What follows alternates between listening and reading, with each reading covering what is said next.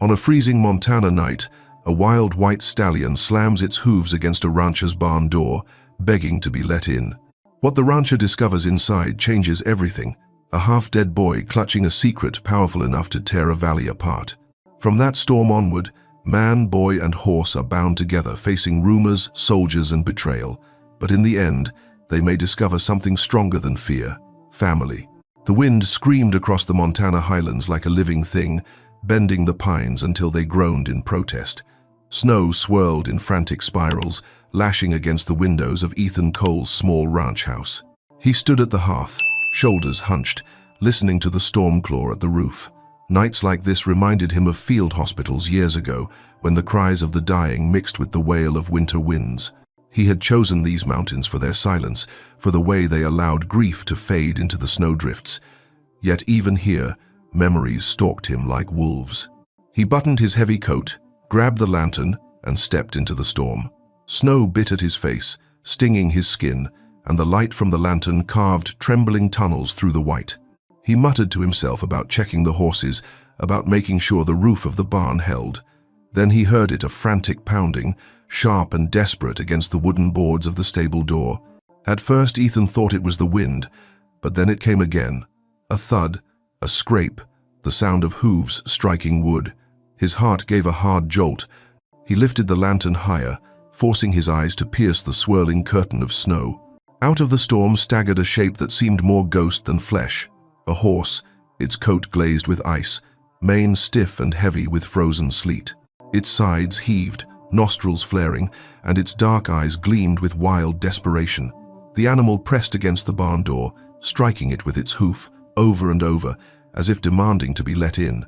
Wild horses didn't beg humans for shelter. Ethan knew that better than anyone. They fled, they vanished into the timberline. Yet this one was here, pawing and snorting, refusing to be driven back by wind or fear. The sight rooted Ethan to the spot. He could feel the heat of his own breath clouding the freezing air, hear the drum of his pulse louder than the gale. Something about this horse was wrong, or perhaps something was terribly right. "Easy, boy," he called out, though his voice was whipped away by the storm. He moved closer, each step crunching deep into the drifts. The horse didn't rear or flee. It slammed the door again, hooves sparking against the iron latch. The sound carried through the night, a cry for salvation disguised as noise. Ethan's fingers found the latch, stiff with frost. With one hard pull, the barn door swung wide, spilling the scent of hay and warmth into the blizzard. The horse stumbled forward, collapsing onto the straw-strewn floor, its body shaking from exhaustion. The other horses inside snorted and shifted uneasily, eyes rolling at the intrusion, but Ethan barely noticed, for the horse was not alone. From beneath a worn saddle blanket, a body slipped and tumbled into the hay. A boy, no, nearly a man, though still young, rolled onto his side, his face pale and lips blue with cold. His clothes were torn, his chest heaving in shallow, ragged breaths. For an instant, Ethan thought he was dead, but then the boy let out a low, broken groan. The lantern light flickered across his features, high cheekbones, dark hair plastered to his forehead, a copper-toned complexion that spoke of heritage. Ethan recognized instantly. Native. Ethan's breath caught. "Good Lord," he whispered, kneeling beside the boy. He pressed 2 fingers to the youth's throat and found a faint pulse, weak but steady. Snow melted off the boy's shoulders, dripping into the straw. The storm raged outside, rattling the door on its hinges, but in that moment, Ethan felt another kind of storm break open inside him. He had stumbled across a life balanced on the edge of death, and it was now in his hands. The white horse, no. The ghostly creature lifted its head with a feeble whinny. Its dark eyes locked on Ethan's, filled with something more than instinct. Trust, desperation, a plea Ethan could not ignore. "All right," Ethan murmured, voice hoarse against the howl of the blizzard. "All right, you're safe here, both of you." He scooped the boy into his arms, the lantern swinging wildly, and turned toward the ranch house. Snow clung to his beard, to his lashes, but he pressed on, boots sinking knee-deep. Behind him, the horse's faint nicker followed like a vow, carried on the storm's breath. Ethan shoved his shoulder against the cabin door, bursting inside with the frozen weight of the boy. The fire cracked in the hearth, casting long shadows across the wooden walls. He kicked the door shut, heart hammering. For the first time in years, His house held more than silence. It held a mystery and perhaps the beginning of a battle he did not yet understand. The warmth of the cabin hit Ethan like a wall as he staggered inside, boots crunching across the plank floor. He lowered the boy onto the old leather settee near the fire, his breath ragged from the effort. The flames threw shifting light across the boy's face, highlighting skin that was ashen beneath the frost. His lips were tinged blue, and his chest rose in shallow, uneven gulps. Ethan knelt close, shaking the snow from his shoulders, and laid a hand against the boy's skin. Cold as riverstone, too cold. "Stay with me, son," Ethan muttered, though he doubted the youth could hear him. He pulled a wool blanket from the back of a chair, wrapped it around the trembling figure, and pushed the settee closer to the fire. The storm roared beyond the walls, battering the cabin with gusts that made the shutters groan, but inside there was at least a pocket of heat. Ethan leaned forward, coaxing the boy's jaw open, just enough to drip a few sips of water between his cracked lips. The boy coughed, shuddered, then slipped back into silence. It was then that Ethan noticed the satchel, a worn leather pouch, crudely stitched, pressed tight against the boy's chest, as if he had fought to keep it there even in his collapse. The strap was cut, frayed as though by a blade, and the leather bore dark stains of melted snow. Ethan's hand hovered over it, instinct pulling him to investigate, but something in him resisted. He had been a soldier long enough to know when an object carried more weight than its size suggested. Whatever lay inside was not meant for careless hands. The door banged open suddenly, making him whirl. Martha Ellison stood framed in the doorway, snow clinging to her cloak, her breath steaming in the chill. "Lord above, Ethan," she exclaimed, slamming the door shut behind her. "I saw your lantern swinging like a madman out there." "What?" Her eyes fell on the boy. She froze. "Dear heavens, what have you dragged in?" Ethan rose slowly. "Found him under a horse, half dead, couldn't leave him." Martha pulled off her gloves, her hands already moving with brisk efficiency. She was a widow of 15 years, hardened by loss but sharp as a tack. "Bring me more quilts," she ordered, kneeling by the boy. "If we don't get the chill out of him soon, he won't see morning." Together they layered him in wool, tucked hot stones at his feet, and worked to coax color back into his face. Martha's lips pressed into a tight line as she brushed the wet hair from his forehead. "He's one of the Greyfeather kin. You can see it plain." "Ethan." She looked up, eyes narrowing. This could mean trouble. Ethan met her gaze without flinching. "Trouble or not, he's a life, and he's here." They fell into silence, broken only by the crack of the fire and the howl of the wind. After a long moment, the boy stirred. His eyes flickered open, dark, wide, filled with confusion. He tried to speak, but the words came out broken, more breath than voice. Ethan bent close. "What is it?" he asked. The boy's hand groped for the satchel, clutching it with a strength that startled Ethan. His lips formed a single word, halting, almost swallowed by exhaustion. "Hide." Then he slumped again, drifting into unconsciousness. Martha sat back with a troubled sigh. "Hide what, Ethan? And from whom?" Ethan looked at the pouch, at the stitched seams glinting in the firelight. He thought of the horse, wild, yet deliberate, pounding on his barn door as though guided by more than instinct. This boy hadn't simply been blown here by chance. Something larger had delivered him into Ethan's care. For the rest of the night, they worked in shifts. Ethan fed the fire. Martha wrung out cloths dipped in warm water to lay on the boy's forehead. The storm hammered the cabin relentlessly, but inside they fought a quieter battle, one waged against the creeping cold in the boy's body. Every time Ethan thought the pulse had faded, he felt it return, fragile but determined. Near dawn, the storm softened to a mournful whisper. Exhaustion pulled at Ethan's bones, but he sat vigil by the boy, lantern light flickering against his lined face. The satchel remained clutched in the boy's grip, as though even in unconsciousness he knew its worth. Ethan leaned back in his chair, staring into the fire, and wondered what secret this stranger had carried through the blizzard, what burden the white horse had delivered to his door. And though he did not know why, Ethan felt certain of one thing. His quiet, solitary life would never be the same again. The boy lay still for hours, his breath shallow, his skin clammy despite the warmth of the fire. Ethan hovered near, refilling the kettle, turning the blankets, listening for every fragile sigh. He had seen men wrestle with death before, soldiers clinging to life in canvas tents, but this was different. This wasn't war. This was a boy whose story had only begun, fighting the same enemy Ethan had fought for years, cold and silence. By morning, a pale light seeped through the frosted window panes. The storm had spent its fury, leaving the land blanketed in drifts that glowed like silver under the dawn. Ethan stoked the fire and bent low once more. This time, when he pressed the boy's wrist, the pulse was firmer. He leaned close, and to his surprise, two dark eyes blinked open, clouded with confusion but alive. "You're safe," Ethan said quietly. The words sounded strange in his own ears. How long had it been since he'd spoken them to anyone? The boy's lips parted, and after a few failed attempts he managed a hoarse whisper. "Where am I?" "In my home," Ethan answered. "You were found in the storm. The horse brought you." At that, something flickered in the boy's gaze. He tried to sit up but winced, clutching at his ribs. Ethan steadied him gently, easing him back against the quilt. "Easy. You've got frostbite starting, and your body's been through hell. You need rest." Martha appeared from the kitchen with a steaming mug, her face lined with worry but softened by relief. "Drink this," she said firmly, crouching beside him. "It's broth, warm and simple. Do as you're told." The boy hesitated before accepting. His hands shook as Ethan helped guide the mug to his lips. The first swallow made him cough, but the second stayed down. Slowly, color began to creep back into his face. Martha's stern features eased, though she muttered under her breath about the danger of strays landing on doorsteps. When the boy finished, he sagged back, eyes heavy but aware. "Name's Nathan," he murmured. His voice carried a faint lilt, the rhythm of a language older than English. "Nathan Greyfeather." Ethan nodded. "I'm Ethan. This is Martha." He glanced at the satchel still pressed against Nathan's chest.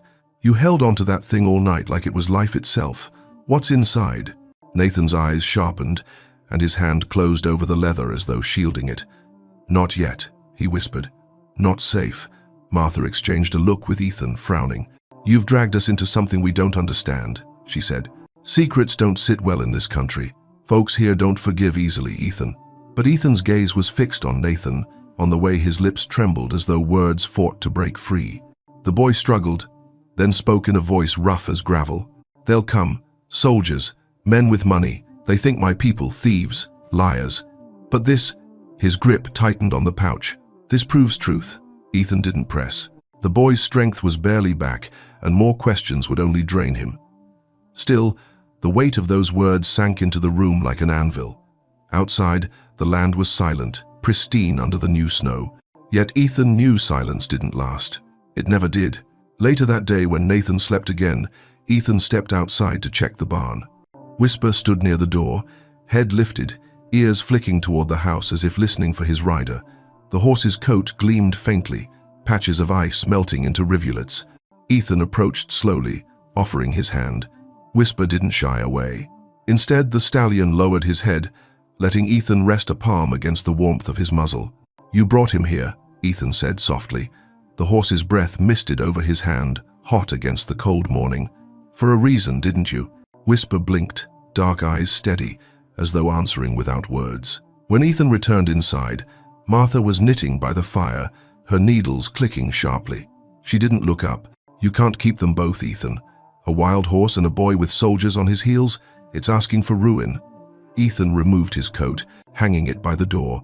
He glanced at Nathan, sleeping restlessly under layers of quilts, one hand still locked over the satchel. Then he looked back at Martha. "Maybe ruin's already here. Maybe the choice is whether we face it alone or together."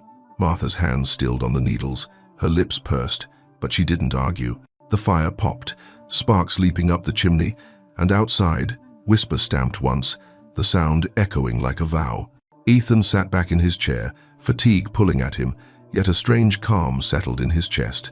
For the first time in years, he wasn't drifting aimlessly in grief. He had been given something to protect, a duty he hadn't asked for but couldn't refuse.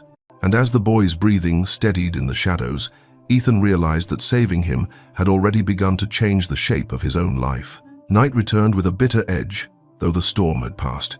The snow lay quiet outside Ethan's cabin, its surface gleaming under a pale moon. Inside, the fire burned steady, throwing warmth into the corners of the room. Nathan slept in fits, his lips moving now and then, in whispers of a language Ethan couldn't understand. Each time the boy stirred, Ethan felt his own heart hitch, as though listening for the rhythm of life itself. But it was the horse who refused to rest. Whisper stood outside the cabin window, his white coat ghost-like against the dark trees, his breath fogging in the night air. From time to time, Ethan caught the stallion's silhouette pacing back and forth, ears pricked, eyes shining with a vigilance that unsettled him. Most horses sought shelter after a storm, huddled down for rest. Not this one. This one kept watch, as if guarding both boy and man inside. When Ethan stepped out onto the porch, the boards creaked under his boots. Whisper lifted his head at once, gaze sharp. The connection was immediate, wordless, yet undeniable. "You're waiting for him," Ethan said softly. The horse snorted, pawed the snow, then stood still again, like a sentinel carved in frost. Behind him, the cabin door opened, and Martha emerged, pulling her shawl tight around her shoulders. "That creature hasn't taken its eyes off the house all evening," she said, her voice low, "like it knows what danger's out there." "Maybe it does," Ethan replied. He leaned against the porch post, eyes never leaving the horse. "Maybe it knows more than we do." Martha gave a sharp laugh that held no humor. "Don't romanticize it, Ethan. It's an animal. Strong, yes. Fierce, maybe. But animals don't choose sides in men's quarrels." Ethan didn't argue. He'd seen enough in war to know the difference between instinct and intention. Whisper's eyes carried intention. There was a steadiness there, a message he couldn't name but felt down to his marrow. Inside, Nathan stirred.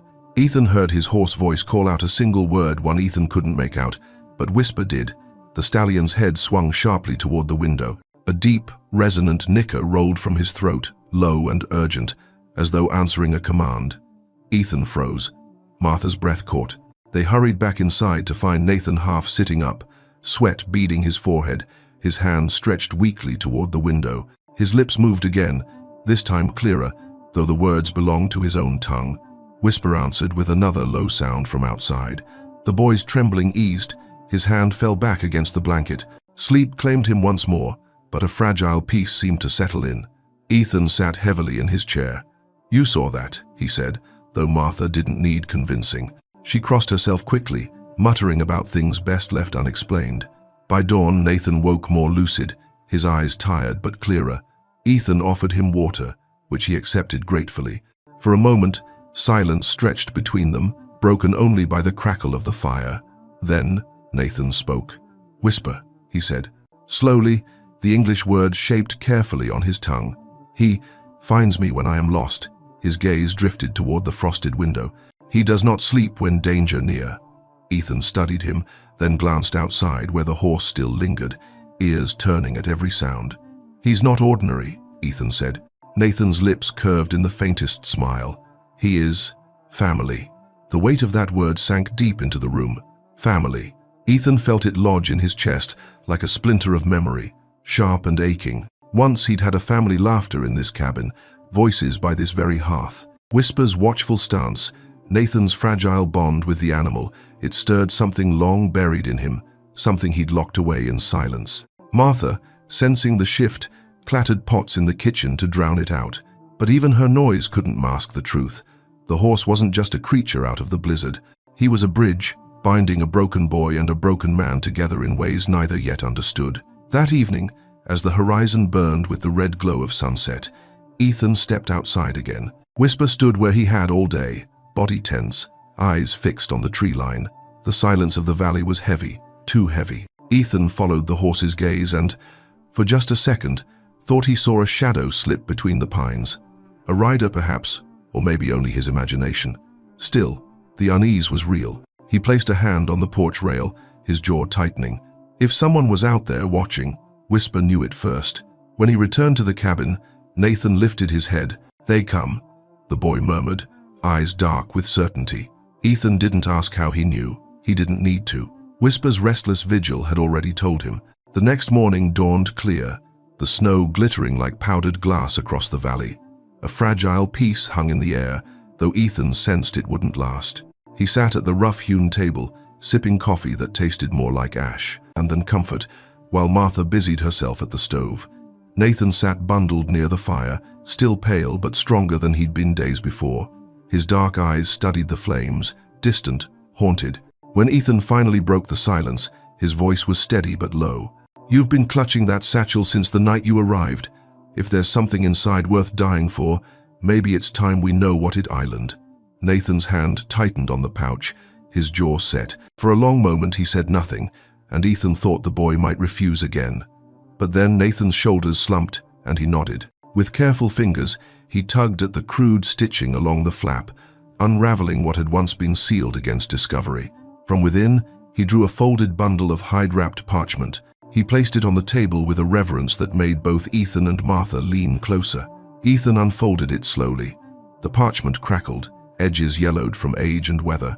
Drawn in ink that had faded but endured were lines that mapped the valley, the ridges, the rivers, the springs. At the center was a mark, a symbol etched in strong strokes that denoted something hidden beneath the earth. "It's a map," Martha whispered, her breath catching. Nathan nodded. "It shows the underground waters, springs that feed the valley, land my people have lived on for generations." His voice grew sharper, steadier as he spoke. "The railroad men, the ranchers, they want it. They say we steal cattle, steal horses, but it is not true. They want the land, they want the water. This," he tapped the parchment with a trembling finger, "is proof it is ours." Ethan stared at the map, feeling the weight of its meaning pressed down like stone. He'd seen men fight over less, over a scrap of territory, a rumor of gold. But water? In these mountains, water meant life, wealth, and power. Whoever controlled it could control the future of the entire valley. Martha backed away, shaking, her head. "Ethan, if anyone finds out that's here, if they even suspect this cabin will be burned to the ground, you'll be branded a traitor." Ethan folded the map carefully, setting it back into Nathan's hands. "Then it stays here. No one needs to know." Nathan's gaze lifted to meet his. "They already know I carry something. They hunt me. They will not stop." The truth in his voice was undeniable. Ethan felt it settle heavy in his chest, Whisper's restless pacing outside, the shadow he'd glimpsed by the tree line. It all made sense now. The storm had delivered more than a half-frozen boy. It had brought the seed of a conflict that could swallow them whole. Later that afternoon, Ethan stepped out to the barn. Whisper stood in the corral, mane lifting in the breeze, eyes fixed on the horizon. Ethan approached him with the quiet respect one gave to something wild and untamed. He thought of the map, of the lives it represented. Whisper's dark gaze met his, and Ethan felt as though the horse knew exactly what had been revealed. That evening, as the sun bled red across the snow, Nathan sat at the table, the satchel once more clutched to his chest. Martha moved around the kitchen, her hands restless, her mouth set in a tight line. At last she spoke, her tone sharp with fear.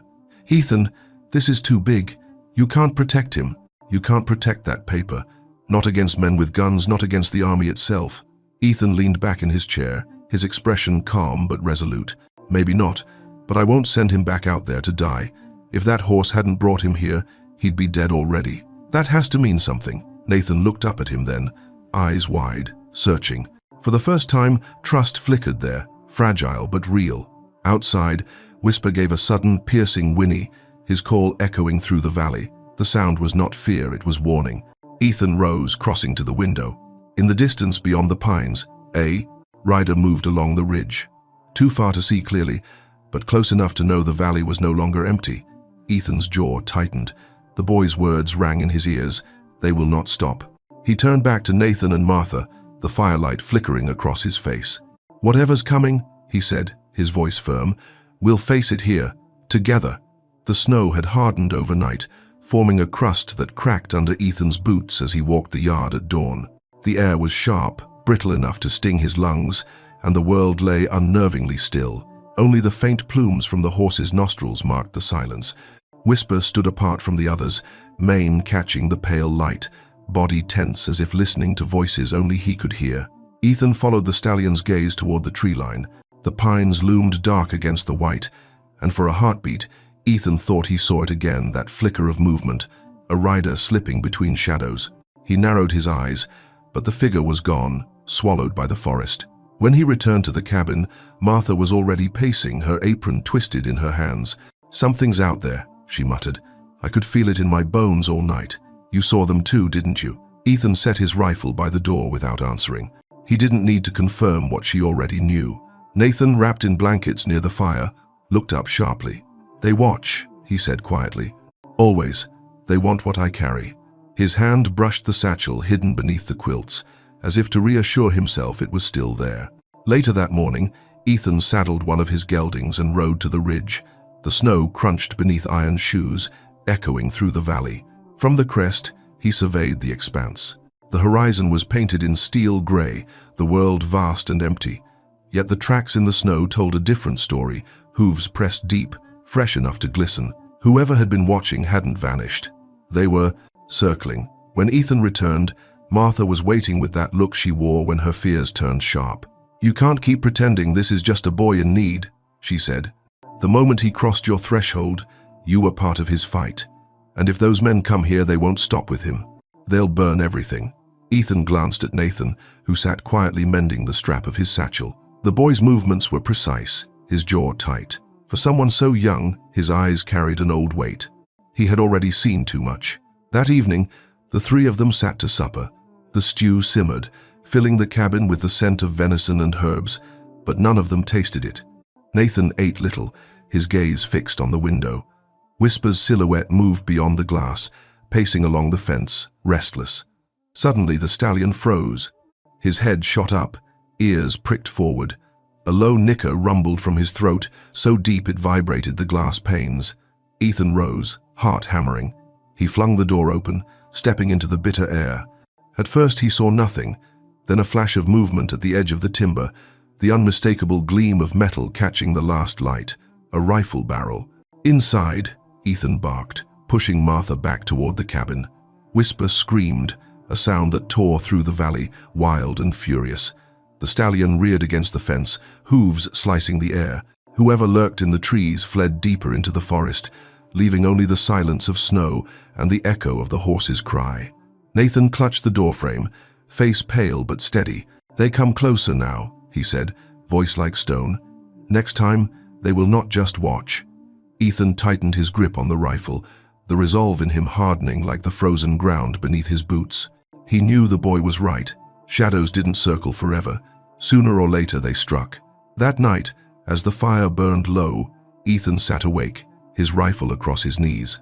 Martha slept in her chair, a shawl drawn tight around her shoulders, but Nathan lay staring at the ceiling, his fingers curled protectively around the satchel. Outside, Whisper moved like a ghost across the yard, his steady watch never wavering. The valley lay quiet, but the peace had cracked. Something hunted them now, something with patience and intent. And Ethan knew the shadow in the snow would return. The cabin had never felt so fragile. Its walls, once a shelter against weather and grief, now seemed too thin to hold back the threat gathering in the woods. Ethan kept his rifle close, moving from window to window through the night, while Whisper prowled the yard like a restless guardian. By morning, no attack had come, but the silence felt more dangerous than gunfire.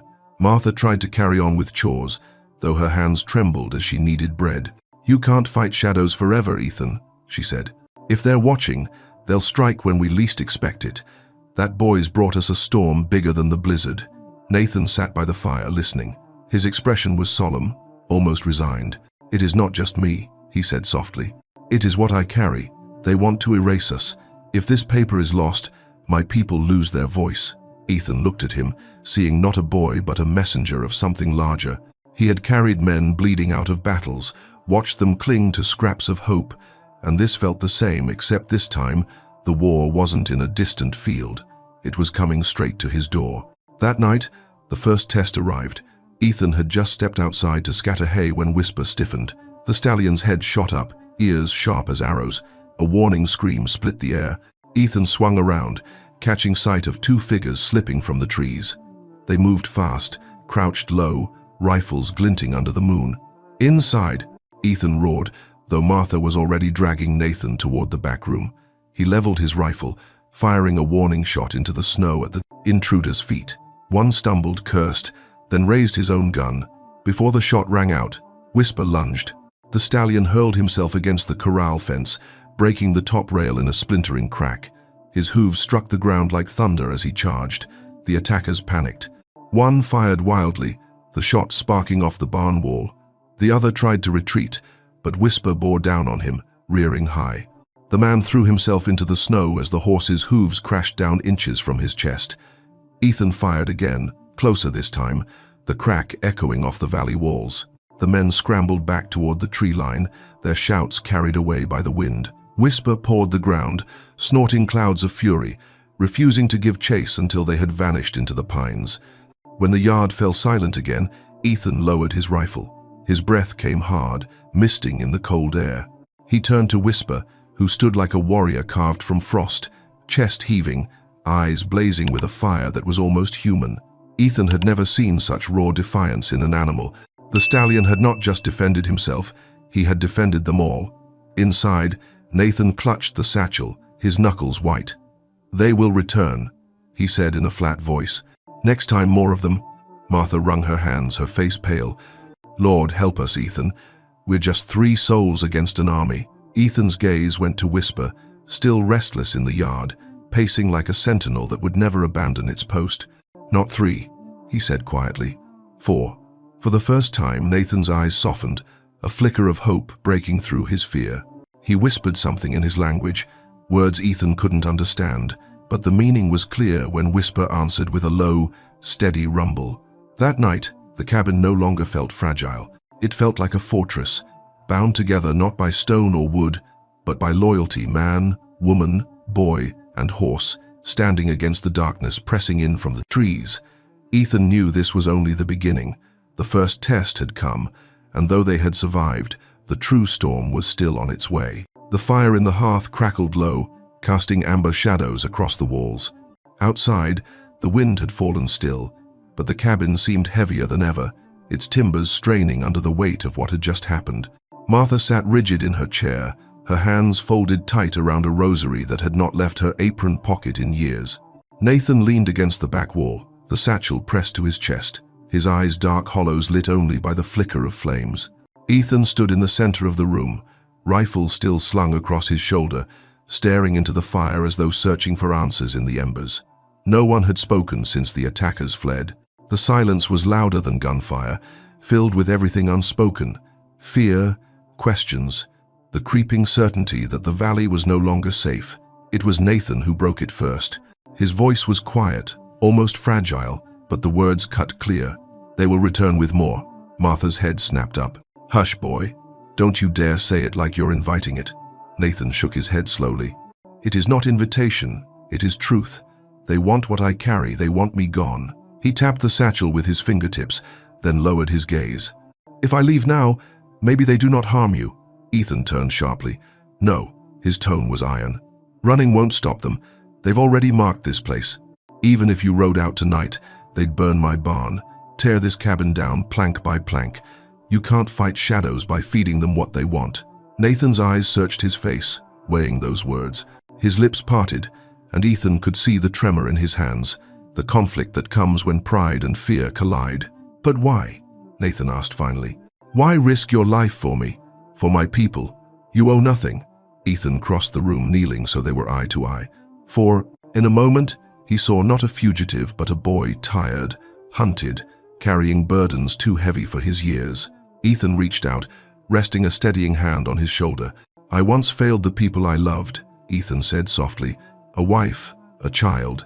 They needed me, and I couldn't save them. That's a weight you carry forever.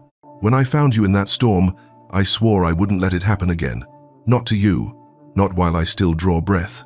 Nathan blinked rapidly, his throat working as though swallowing words he couldn't shape. The firelight caught in his eyes, and for the first time, Ethan thought he saw trust glimmer there. Whisper's knicker rolled faintly from outside, as if echoing the vow. Martha's chair creaked as she leaned forward. Her voice was rough, but her eyes softened. "Then we prepare. If trouble's coming, we'll meet it with more than fear. I've seen enough loss in this valley to last me 2 lives. If the Lord's seen fit to put this boy in our hands, then we do right by him." For the next hour, the cabin stirred with purpose instead of dread. Ethan checked the locks on the doors and windows, tested the rifle sights, and laid out extra ammunition. Martha filled jars with broth, packed food that would keep, muttering about not letting enemies starve them out. Nathan helped where he could, fetching wood, keeping the fire alive, his movements still halting but steadier than before. Each action bound them tighter, 3 people plus 1 horse shaping themselves into something like a family forged in necessity. When the tasks were done, the fire had burned down to glowing coals. Ethan lowered himself into the chair across from Nathan. The boy's eyes were already half closed, exhaustion tugging at him, but when Ethan spoke, he forced them open again. "Listen to me," Ethan said. "Whatever happens, you're not facing it alone. Not anymore, I promise." Nathan's lips curved in the faintest ghost of a smile, the kind that belongs more to hope than certainty. He nodded once, then let his head sink against the blanket. His breathing evened, soft and steady, as sleep finally claimed him. Ethan remained awake, watching the fire fade, the rifle across his knees. Outside, Whisper stood unmoving in the moonlight, a pale sentinel guarding the dark. For the first time in years, Ethan felt the hollowness inside him ease, filled by a vow that bound him not to the past, but to the fragile future, sitting only a few feet away. The night deepened, and still he sat there, holding watch, knowing the storm that truly mattered had not yet arrived, but when it did, he would be ready. The snow had begun to soften with the weak touch of midday sun, but the valley still wore its silence like a shroud. Ethan saddled his bay gelding that morning, knowing he couldn't avoid town any longer.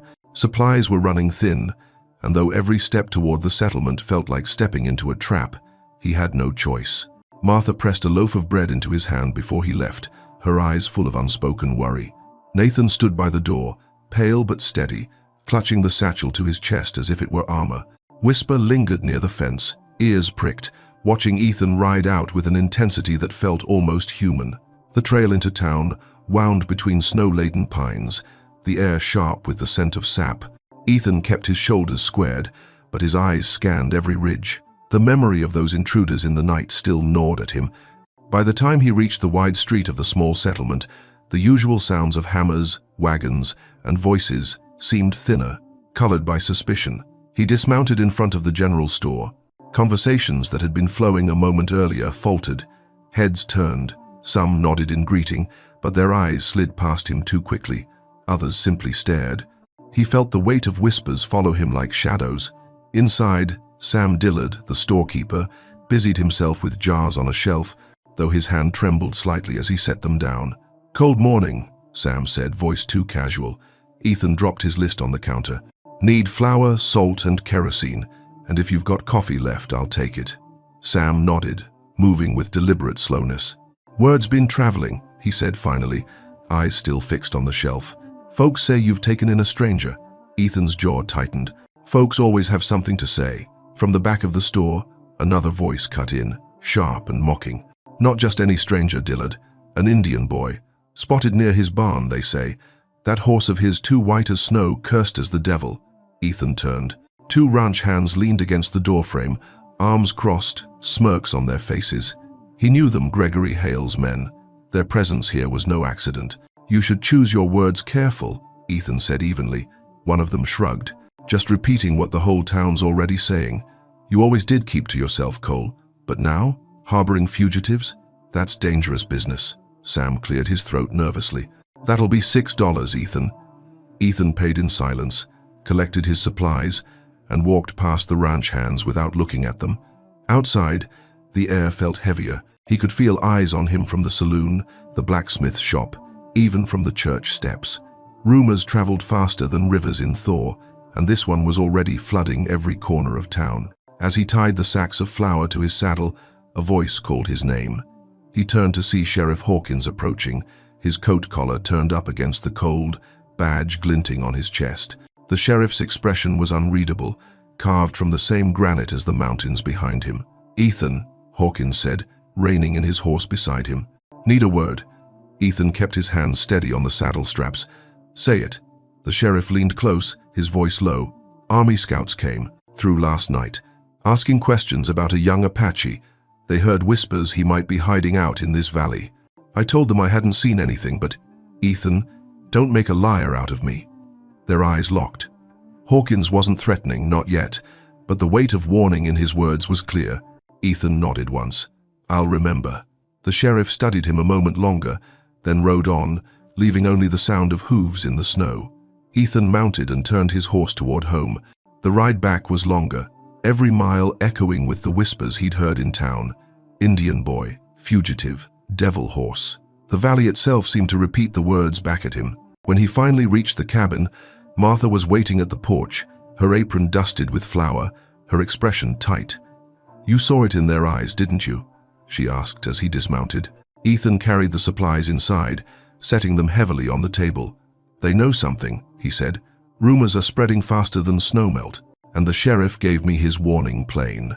Nathan listened in silence, his face unreadable. Whisper paced outside, tossing his head, restless. The boy's hand brushed the satchel once more, and his voice was low, steady. "It begins now." The fire popped in the hearth, scattering sparks up the chimney, but the warmth in the room could not chase away the chill Ethan carried back from town. The storm outside had passed, but the storm of men, the kind no wall could keep out, was gathering, and this time it wasn't whispering in shadows. It was marching straight toward them. Morning broke glass clear, the kind of Montana day when breath hangs like silver thread and every sound travels farther than it should. Frost jeweled the fence rails. The sky wore a brittle blue that promised no storm, only a merciless clarity. Ethan shoveled a path to the corral, while Martha banked the fire and clattered pans with a stubborn cheerfulness he recognized as her way of holding fear at arm's length. Nathan stood in the doorway with the satchel strapped crosswise beneath his coat, watching Whisper stamp and toss his head as if the horse had been counting heartbeats until the boy appeared. "Let him out," Nathan said quietly. "He needs to move, and I need to show you why they fear him and why they shouldn't." Ethan unlaced the gate. Whisper slid through like moonlight, high-stepping into the open pasture where the snow lay thin and wind-combed. Nathan moved after him, not with the swagger of an owner but the deference of kin. He didn't grab for a halter, didn't reach for rope. He simply stood, shoulders square, hands down, breathing slow as winter smoke. Whisper swung his head, one ear fixed on Nathan, then began to circle at a loose trot, hooves ticking a rhythm that matched the boy's steady inhale and exhale. "What are you doing?" Ethan called. "Listening," Nathan answered. "He speaks with his feet first." The stallion slowed. Nathan angled his body a hand's breadth and Whisper bent with it, drifting like water to the left. Another tilt, and the horse flowed right. A subtle lift of the boy's chin sent him into a long, ground-eating lope that rolled through muscle and bone as smoothly as a river breaking free of ice. No halter, no bit, only the hinge of breath and the axis of trust. Martha had stepped onto the porch, apron dusted white. "Mercy," she whispered, forgetting to be afraid. "He's reading the boy's mind. His heart," Ethan said, surprising himself. Nathan whistled soft and low, a sound with more air than note. Whisper snapped into a canter pirouette, hindquarters rooted, shoulders drawing crescents in the snow. The stallion's neck arched, steam lifting off his back like prayer. Then Nathan stilled, and the horse melted down to a standstill facing him square, ears pricked, eyes dark as wet bark. "Approach like friend," Nathan said without looking away. "He will meet you halfway if you leave him half his pride." Ethan stepped forward, palms open. Whisper watched, weighing him with a sovereign calm that made Ethan aware of every noise his boots made, every twitch of his breath. When he was near enough to feel the horse's heat, Whisper reached first velvet lips, touching Ethan's sleeve, a knight bestowing permission. Ethan laid a hand along the stallion's jaw and felt the thrum of life there, bright, unbroken, fierce. "He'd cross fire for you," Ethan murmured. "He already did," Nathan replied, and for an instant, the memory of the nightmen had run from hooves and steam flashed between them, a promise made in panic, sealed in courage. "Teach me," Ethan said. "If I'm to stand with you, I should speak his language." Nathan nodded. They worked until the sun rang noon along the mountain ridges. Nathan taught him the grammar of wait and intention, the pause that means permission, the exhale that means peace. Whisper showed his own lexicon, a flicker of ear for question, a sigh for answer, a tail switch when Ethan crowded his thoughts.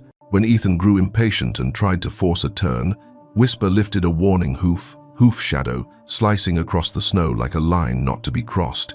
Ethan stepped back and laughed, the sound rusty from long disuse. "Fair enough," he said. "I've pushed enough living things for one lifetime."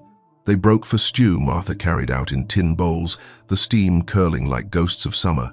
She watched them eat from the fence, chin high in approval she pretended to deny.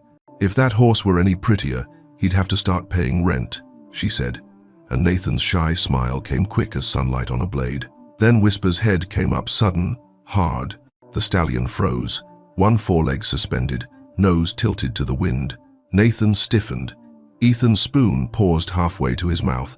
From the timberline to the north came nothing a human ear could pass, only a seam in the silence that a prey animal hears before the world remembers how to be cruel. Whisper snorted, pawed once, then stood as still as a spring set to snap. "Riders?" Ethan asked. "Not close," Nathan said, eyes narrowed, "but not far enough."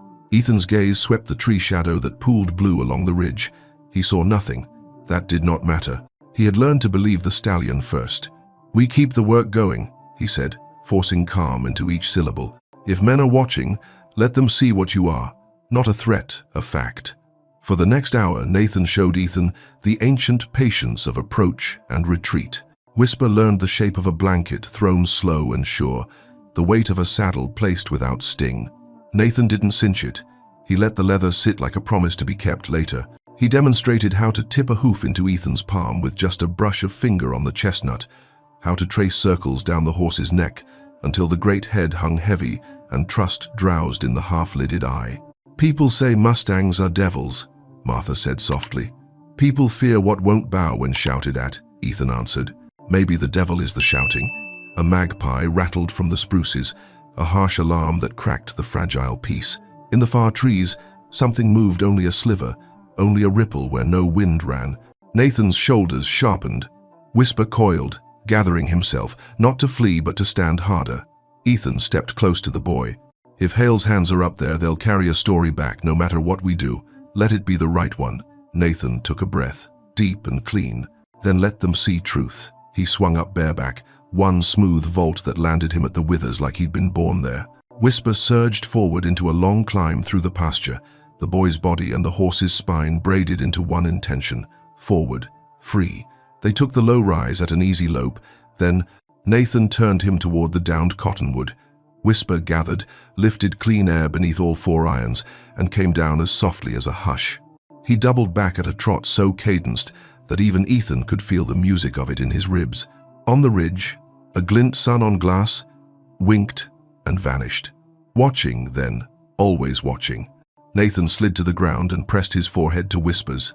"Good," he murmured in his own tongue. Strong, but soft. Whisper breathed into the boy's hair, and, for a heartbeat, everything in the valley was simple. "Horse boy winter light." Ethan cleared his throat. "You said men fear him. I see why they should respect him." "They fear what stands beside us," Nathan said, tapping the satchel under his coat. "The map says water flows where their cattle graze. They will not share. If this paper lives, we live." Ethan's gaze drifted to the mountains where snowmelt lay sleeping inside stone. He imagined springs rising like truth no one could bury. He imagined men with money trying anyway.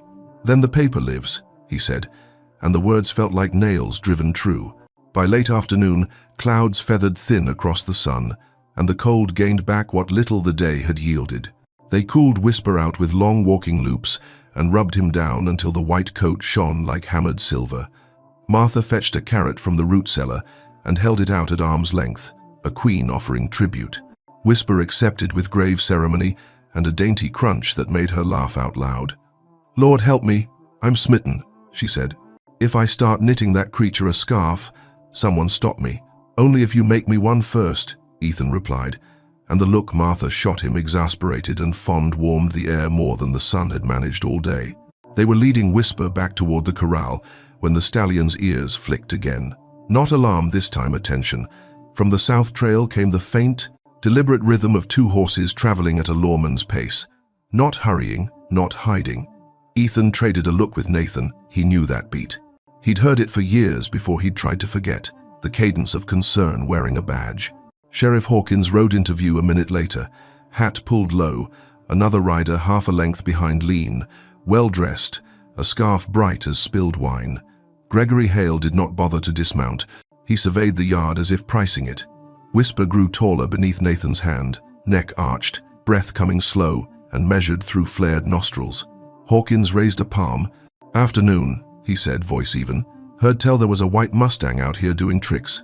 Had to see for myself." "Not tricks," Nathan said, calm as cold iron. "Language." Hale's smile cut narrow. "Pretty language," he drawled. Shame if it had to end. His eyes drifted too casually to the line of Nathan's coat where the satchel's outline barely printed. "Some things belong to progress, son. Best hand them over before progress takes them by the throat. Whisper stepped between Hale's stare and the boy, a small move with large meaning. Hawkins' jaw ticked. He saw it all. The horse, the boy, the man who had chosen a side. He tipped his hat to Ethan. Town council's called a hearing 2 days from now. Folks want to talk about property and peace. He hesitated. Come willing, and maybe words can do what rifles can't. Ethan's answer came without consulting his fear. We'll be there. Hale's horse sidled, impatient. Hale leaned forward, eyes like chipped ice. Bring that paper too. I like settling matters in daylight. Daylight shows dust same as gold, Ethan said. Careful what you claim to see. Hale laughed softly and wheeled away. Hawkins lingered long enough to look Ethan in the eye, one man to another, warning and plea braided into one glance, then followed. The hoofbeats faded down the south trail until even Whisper stopped listening. Dusk poured blue over the snow. In the hush that followed, Martha spoke first, voice tight but steady. 2 days. 2 days, Ethan echoed. He felt the gravity of it settle into his bones. A clock begun, a rope drawn taut between what had been private and what must now be public. He reached for Whisper's rein and Nathan's shoulder in the same motion, grounding himself in hide warmth and human heat. Then we put truth on its feet. Nathan nodded, and in the fading light, Whisper breathed a slow, deliberate exhale, as if the horse, too, understood that the lesson of the day was not how to turn and stop, but how to step forward when the world watched. The 2 days passed with a heaviness that pressed on every hour. Ethan spent them mending tack, checking rifles, and stacking wood until his muscles ached, but none of it eased the tension inside. Nathan practiced his English, repeating simple phrases over and over at Martha's insistence. She drilled him like a schoolteacher, insisting, speak plain and slow, look them in the eye. Let no one call you less than you are. Whisper paced the corral in restless arcs, as if he, too, sensed that words would soon matter more than hooves. When dawn finally broke, pale and icy, Ethan hitched the wagon. Nathan climbed up beside him, his coat buttoned high, the satchel strapped close beneath. Martha insisted on coming, her jaw tight as she settled on the seat. Whisper followed on a lead rope, his presence as necessary as breath itself. Ethan couldn't shake the thought that if they were to be judged, the stallion's testimony might matter more than any human voice. The town was already stirring when they arrived. The bell over the livery rang sharp in the cold air, calling folks toward the white-painted building that served as both church and hall. Wagons lined the street, horses tied in neat rows, their breath steaming. Ethan felt every eye turn as he guided the team forward. Whispers rolled like low thunder. That's the boy. That's the horse. That's Ethan Cole, fool enough to shelter them. Inside, the hall smelled of wood smoke, damp wool, and judgment. Rough benches were filled with ranchers, merchants, and families. Gregory Hale sat near the front, his coat immaculate, his eyes gleaming with the satisfaction of a man certain of victory. Sheriff Hawkins stood to one side, arms crossed, his face unreadable. At the raised platform, Reverend Mays adjusted his spectacles, preparing to preside. His voice carried when he finally spoke. This gathering is to address the matter of a young Apache found in our valley, and the claims of land and water tied to him. We will hear testimony, and we will seek peace, not discord. Let it be done in order. Nathan shifted beside Ethan, his hands tight in his lap. Ethan leaned close. Speak when it's time. Until then, hold steady. Hale rose first, his words smooth as oil. Neighbors, we all know why we're here. This boy carries a paper he claims proves his people own land meant for settlers. But what have we seen of these tribes? Raids, theft, lies. They don't honor treaties. They twist them. And that horse, white as bone, wild as sin, it's a symbol of chaos, not peace. Do we let this nonsense stand in the way of progress? Of the railroad that will bring us wealth? Murmurs rippled through the crowd, some nodding, others frowning. Ethan rose slowly, his frame filling the space. His voice was steady, carrying the authority of a man who had seen blood spilled for lesser lies. You call him a thief, but I found him half dead in a storm, carried by a horse that refused to let him die. That's not chaos, that's providence. And that paper? It bears signatures and seals that no boy could forge.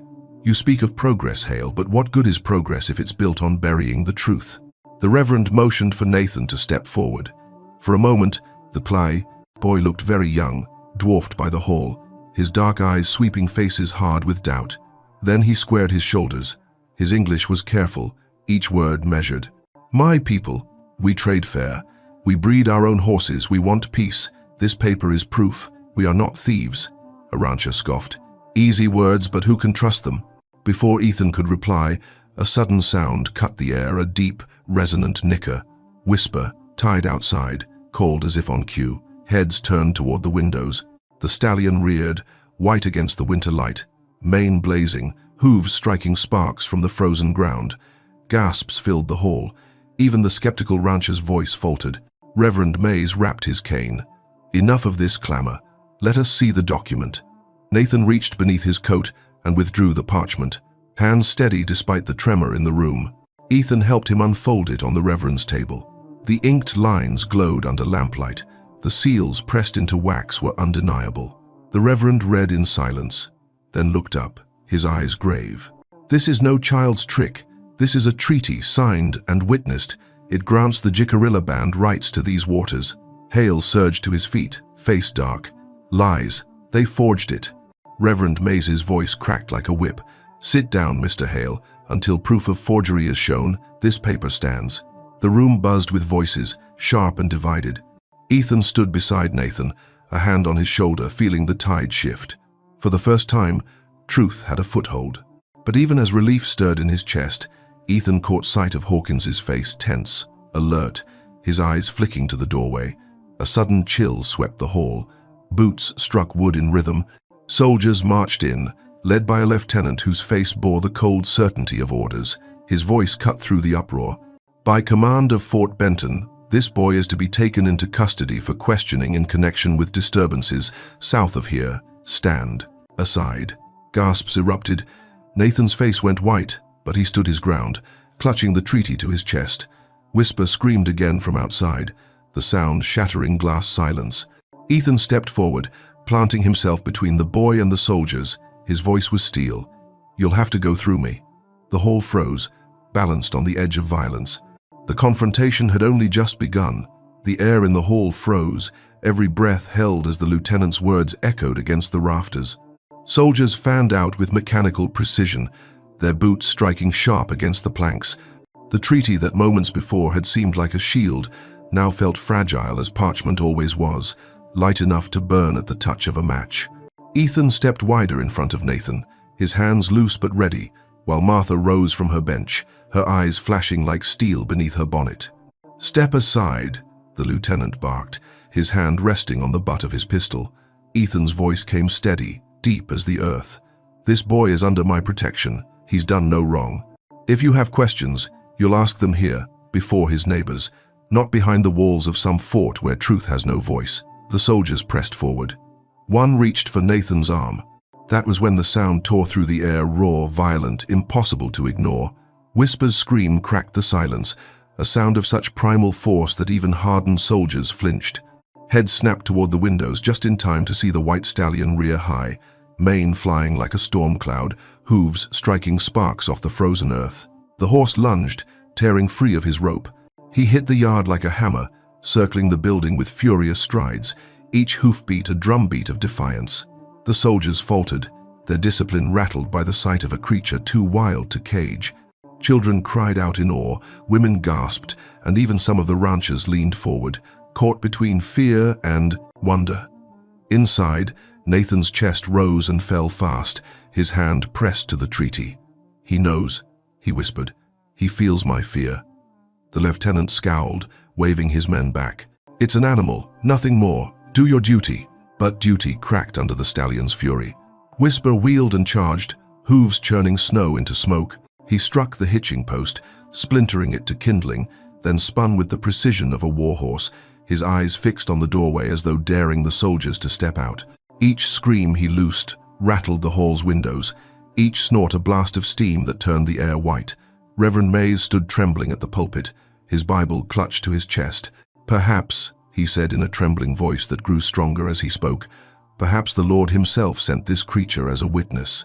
Perhaps what we see is not rebellion, but justice made flesh." The crowd murmured, voices rising, doubt shifting to conviction. Hale leapt to his feet, shouting over them, "It's trickery. Don't you see? They've bewitched that beast to frighten us." No, someone called from the back. That horse fights because he knows truth. The lieutenant's jaw tightened. He drew his pistol, raising it toward the door. The moment the metal glinted, Nathan broke free of Ethan's protective hold.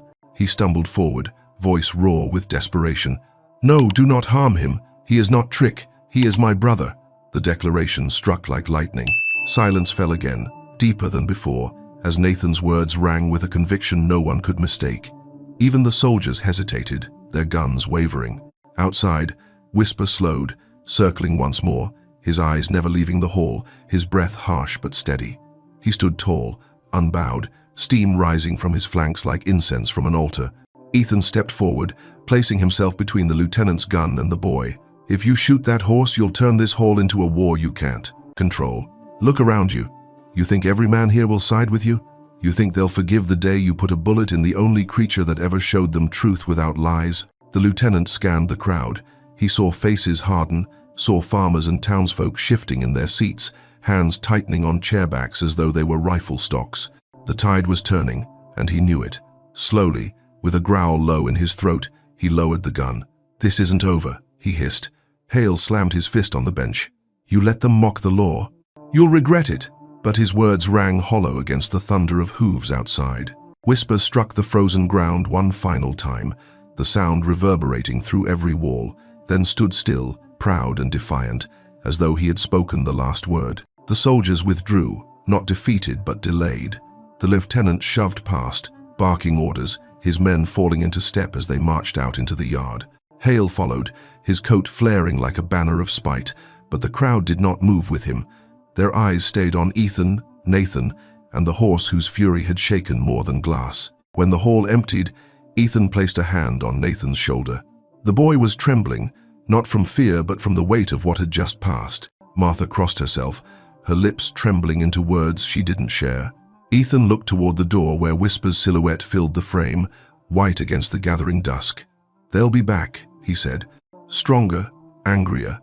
But today they saw what we stand for. Nathan nodded, clutching the treaty tighter. His voice came low but firm. We stand together. And outside, the stallion lowered his head in a slow, deliberate bow, as though sealing their vow with the power of his own unbreakable spirit. We stand together, Nathan had said, and the words still hung in Ethan's chest like a bell note that refused to fade. Evening bled out over the valley as they left the hall, the sky turning the color of bruised plums. The townfolk drifted away in knots of murmurs, glancing back not at Gregory Hale or the soldiers, but at the white stallion, waiting motionless at the hitch rail, steam rising from his flanks like a vow made visible. Whisper flicked an ear when Nathan touched his neck, and the boy's shoulders loosened as if the horse had drawn fear out of him and swallowed it whole. On the wagon ride home, the runners hissed over packed snow. Martha held the treaty under her cloak, both hands pressing it flat against her ribs, as though to warm it back to life after the chill of the hall. Nathan sat between her and Ethan, the brim of his hat shadowing his eyes, the line of his mouth set in a calm older than his years. Ethan drove with one glove off, wanting the raw bite of night air in his palm. It kept him awake, honest. The stars came out, bright as nails driven into black timber. Somewhere in the timberline, an owl uttered its one-note question, and silence huge, listening answered. Back at the ranch, the cabin door breathed out heat when they entered. Martha put on water and pretended to bustle, but the clatter of her spoon against the pot rang too loud. You two sit, she ordered. You look like men who've forgotten you were given lungs. She shot Ethan a sideways glance. And you, stubborn mule, don't say you're fine. You're pale as leftover ash. Nathan laid the treaty on the table carefully, like the body of a bird he meant to heal. Today, he said, his English slow and precise, the soldiers saw the church full of people. They saw the reverend touch the paper and speak truth. That matters. It does, Ethan said, but the words came wrapped in caution. It won't stop them. He stared at the treaty. He could still feel the moment the lieutenant's pistol rose, feel the room pull tight as a snare. They'll try another way, quieter, meaner. Then we get louder. Martha snapped, surprising them both. She planted her hands on the table, chin lifted. You think I sat quiet 15 winters after burying my Martin because quiet ever saved a soul? No, we gather voices. We turn rumor to witness. Ethan met her gaze. Witness, he repeated, tasting the word. It wasn't the language of rifles. It was the language of courts and councils and of churches, where people admitted what they'd seen in front of God, so they couldn't take it back. He felt something inside him take a deeper breath. All right. He turned to Nathan. We need names. Anyone who's traded fair with your people. Anyone who's seen Hale's men cut fences where they shouldn't, or drive cattle where they pleased. Nathan nodded, thinking. Old Mrs. Avery, he said at last. She buys baskets and herbs from my aunt, says they help her sleep. And the blacksmith, Mr. Lowry, he mends our bits. He knows we don't steal. He jokes, we pay too much. Martha brightened, already making lists in her mind. And Reverend Mays. He read the treaty with his own eyes. If he'll speak again before the council, some ears will open. She stabbed the air with her spoon for emphasis. Men put wool over their eyes easy enough, but scripture on one side and a decent man on the other, harder to ignore. Ethan fed another log to the fire.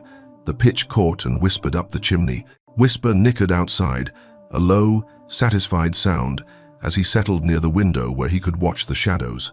We'll start at dawn, Ethan said. Town will still be raw from today. That's when truth goes in easiest, when another lie hasn't grown to cover it. Nathan circled to the window and placed his palm against the cold pane, where Whisper's breath had fogged the glass. He will stay in the yard? He asked. The night is heavy. He'll stay, Ethan said. He won't be driven off by anything we can name. They ate in a quiet that wasn't fear anymore, but the taut quiet of planning. After supper, Martha wrapped the treaty in oilcloth and wedged it in a gap behind the hearthstones.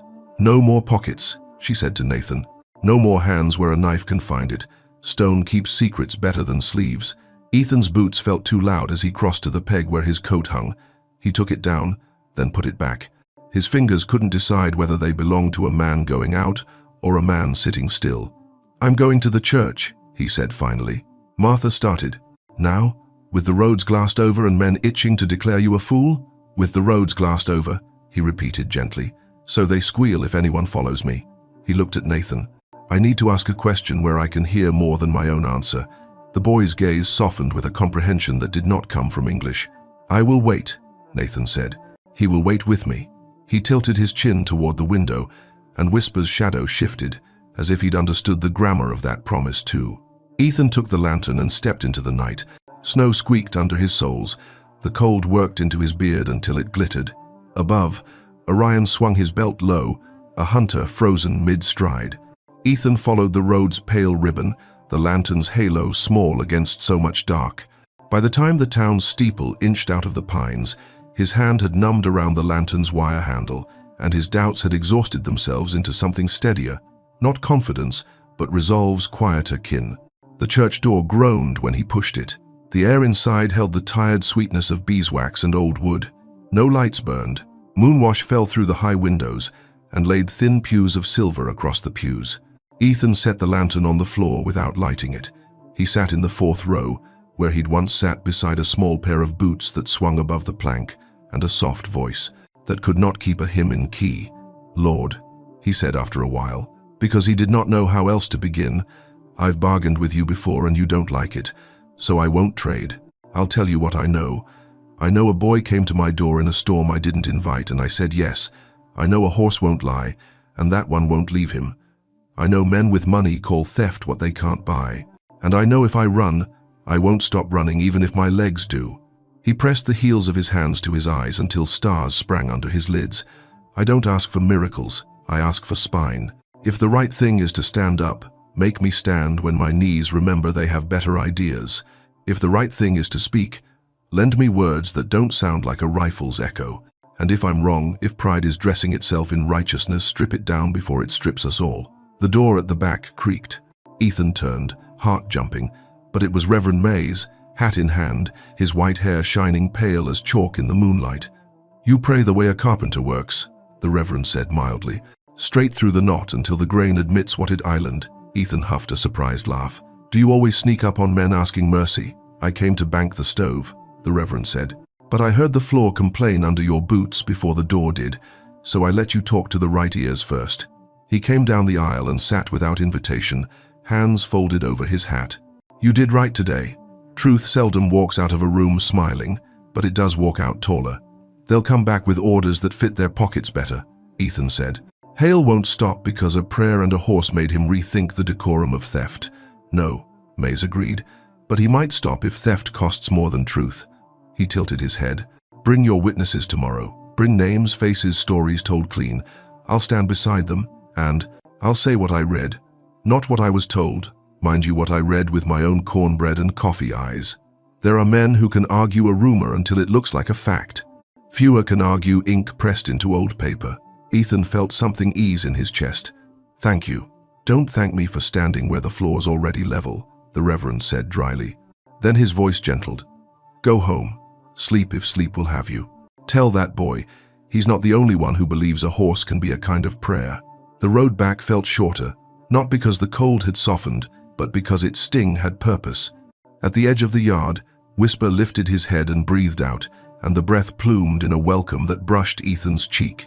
Inside, Martha had set out 3 mugs, the kind of small gesture that declares a household unbroken. Nathan sat by the hearth, eyes bright in the firelight. You prayed, the boy said, not a question. He touched 2 fingers to his own chest, then to the window where Whisper's shadow moved. We prayed also. Ethan smiled, the expression something he had to dust off to remember how it fit. Then maybe the Lord is outnumbered tonight, Martha snorted. He's been outnumbered by fools for a long while and still manages. She eyed Ethan. Then the clock. Dawn 6 hours away.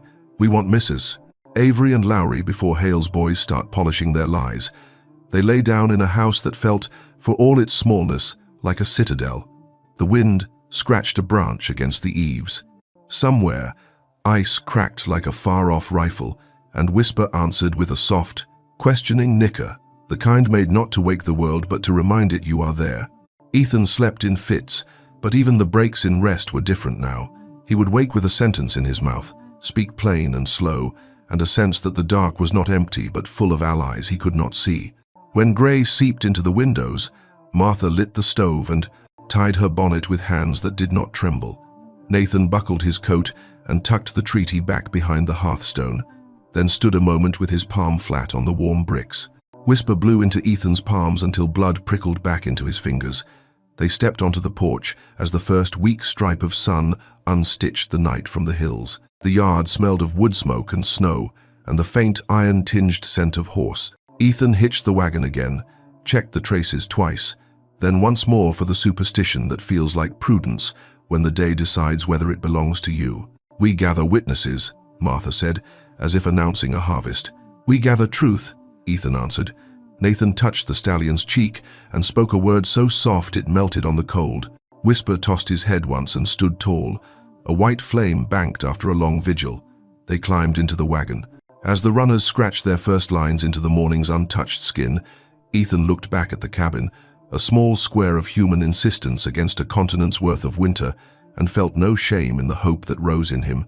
Hope and something harder, forged from prayer, promise, and a horse's long watch. The kind of something that can meet a lie at the corner and not step aside.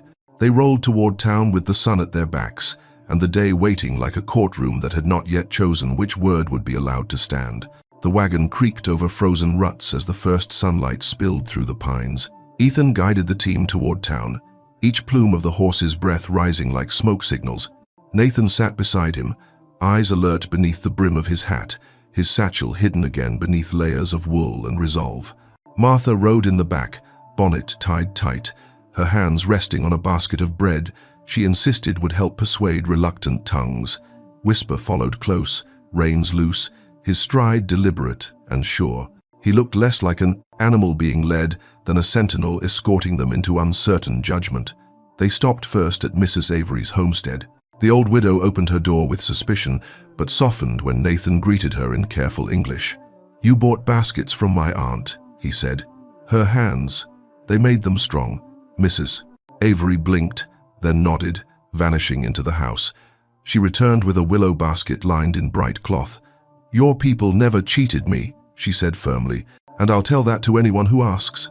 She set the basket in Nathan's hands, her gesture a pledge as tangible as ink.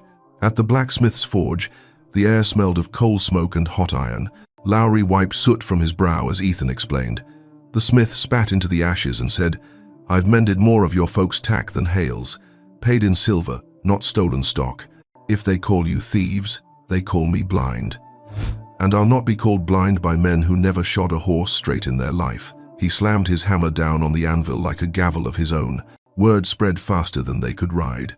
By the time they reached the square, farmers and ranch hands were already gathered, murmuring in small knots. Some still looked doubtful, but many looked curious, even sympathetic. Reverend Mays stood on the steps of the church, his Bible in one hand and his other raised for silence. "Neighbors," he called, "you've heard rumors. Today you'll hear witness. Let us weigh truth with clear eyes, not with fear." Nathan stepped forward, clutching the basket from Mrs.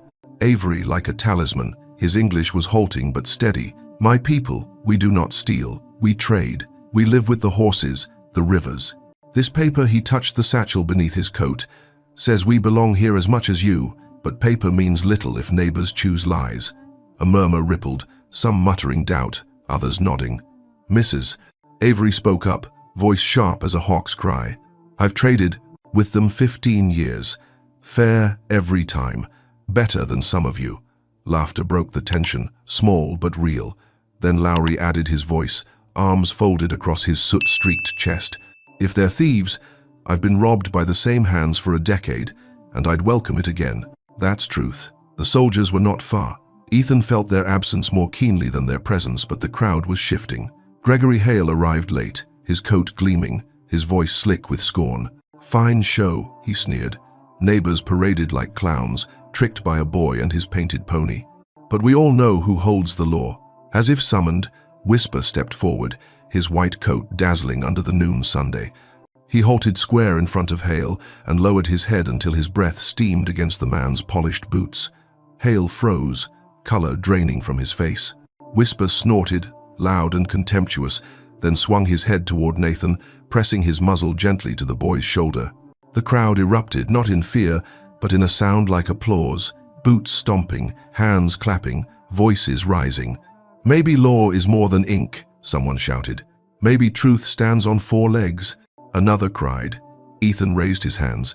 "Neighbors, no horse forges treaties, no boy invents signatures. This valley has water enough for all, but only if we honor what's already promised." His voice cracked with the force of memory battlefields, broken vows, all the waste he'd carried. "We don't need more graves to prove who was right. We need justice." The square swelled with voices, louder, firmer. Some were still cautious, but enough had shifted that even Hale saw it. His smile faltered into something brittle. He tried to shout them down, but the tide had turned. People were speaking not from rumor but from memory of trades made, debts paid, trust given and returned. Sheriff Hawkins appeared on the edge of the crowd, his hat pulled low. He met Ethan's gaze, across the throng, gave a single curt nod, and did not interfere. That, more than words, told Ethan the balance had tilted. As the sun slid lower, Reverend Mays closed the gathering with a prayer, his voice ringing with conviction. "Let mercy walk beside truth," he intoned, "and may justice ride like the wind." When he lowered his hand, silence lingered, then broke into scattered cheers. On the wagon home, Martha's eyes shone, though her lips stayed pursed. "They listened," she said at last. "Not all, but enough." Nathan held the basket in his lap, stroking the weave with reverent fingers. Whisper walked beside the wagon, his stride loose, his head high. He turned once to look back at the town, and Ethan swore the stallion's gaze held something like triumph. The valley was still dangerous. The army would not vanish. Hale would not forgive. But for the first time, they were not alone. Their voices had joined a chorus, and even winter could not silence it. Snowmelt trickled from the eaves in bright rivulets, each drop striking the ground with the soft certainty of spring. The valley had begun to shed winter's iron grip, and with it came a cautious calm, fragile as glass yet undeniably present. Ethan stood on the porch, mug warming his hands, and watched the world transform. Patches of brown earth peeked through the white, and the air carried a faint scent of pine sap and thawed soil. For the first time in months, the silence didn't feel like a threat. It felt like a promise. Inside, Martha bustled with a vigor that belied her years, sweeping floors that did not need sweeping, humming hymns that cracked at the edges but never lost heart. Nathan sat at the table with a Bible open before him, his finger tracing lines Martha had insisted he practice each morning. His English had grown steadier, his words sure where once they stumbled. He looked up when Ethan entered, eyes brighter than the fire that burned in the hearth. "We are still here," Nathan said simply. His voice carried pride, but also wonder, as if the survival of this small household had been stitched together by something greater than luck. Ethan nodded. "And not just here. They listened, they saw. That matters more than rifles." Nathan reached beneath his coat and withdrew the satchel. The treaty still rested inside, edges softened by many hands but intact, unburned, unbroken. He set it gently on the table. "This will go to Denver," he said. Reverend Mays promised. "With more eyes, more voices, it will not vanish." Martha crossed her arms, her expression softening despite her attempt at sternness. "And until then, this house will keep standing, with or without Hale's bluster." A soft whinny drifted through the window. Whisper stood in the corral, head high, mane stirring in the breeze. His coat, once ragged with ice and exhaustion, now shone like hammered silver under the weak Sunday. He had carried them through storm, through rumor, through fury, and now, in peace, he still stood guard, as if unable to imagine life without vigilance. Nathan rose and went to him, boots crunching over damp earth. Ethan followed, Martha not far behind. The stallion greeted Nathan first, lowering his head so the boy's palm could rest against his muzzle. Then he shifted, extending the same courtesy to Ethan and finally to Martha, whose laugh came out startled and tender when his warm breath puffed against her cheek. "He's claimed us," Ethan said, voice rough with something that wasn't quite laughter. "Or we claimed him," Martha answered. "Hard to tell who chose who anymore." Nathan turned, his dark eyes fierce with quiet conviction. "Family," he said. The word hung in the air, stronger than any treaty, broader than any bloodline. Ethan felt it settle into him, binding him to this boy, this woman, this horse. It wasn't the family he'd lost, but it was the family he'd been given, and sometimes, he thought, that was the greater miracle. That evening, they ate together while the last of the snow melted into the yard. Martha's bread steamed, filling the cabin with the smell of yeast and home. Nathan read a line of scripture haltingly but with determination, his accent shaping the words into something both old and new. Ethan listened, the crackle of the fire behind them, and felt a peace he had not believed himself capable of. After supper, he stepped onto the porch. Stars pricked the sky, clear and countless, and the valley lay wide and waiting. Whisper stood near the barn, ears flicking, his silhouette cut against the heavens. Ethan raised his cup in a quiet toast. "For carrying him here," he said softly, "for carrying all of us." Nathan joined him, wrapping a blanket tighter around his shoulders. "Storm brought me to your door," he said, his English deliberate. "But you opened it." Ethan's throat closed with emotion he didn't bother to hide. He set a hand on the boy's shoulder, grounding them both. Martha came to the doorway, her eyes misted but her voice brisk. "Don't catch cold out there, the two of you. Tomorrow's work waits for no man or horse." They laughed, and the sound rolled warm into the night.